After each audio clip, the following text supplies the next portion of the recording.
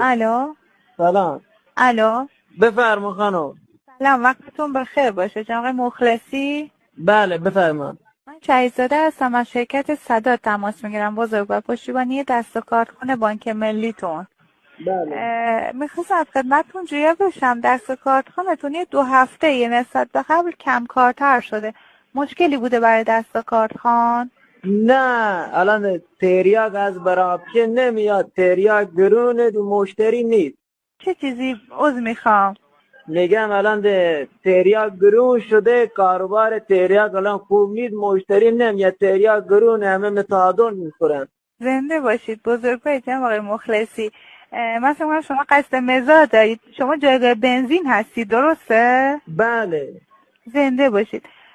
دستگاه کارتخانتون که تو جایگاه بنزین داره استفاده میشه کم کار شده. میخواستم از این بابت پیگیری کنم دستگاه کارتخانتون مشکلی اختلالی نداره؟ نه اختلالی نداره. این یکی دستگاه رو آوردم، ساقی دادم، تریاک میفروشم، بنزین الان کاربارش خوب نیست، تریاک میفروشم، تریاک نونش خوبه. زنده باشید. انشالله که نخواین یه همچی فروشی داشته باشین بزرگوار. انشالله که بتونه همون جایگاه بنزینتون براتون پرکاربرد باشه. فقط میخواستم همین مورد رو جویا بشم. پس دست کارتخانتون مشکلی نداره، مثل سابق ازش استفاده میکنید؟ استفاده مثل سابق که نیست، ولی خوب درسته، کم کار شدین یعنی؟ کم کار شدیم گرون. درسته. این ساله که وضعیت رو به بهبود بره، هر زمانم مشکل یا اختلالی بود بفرمایید براتون پیگیری میکنیم.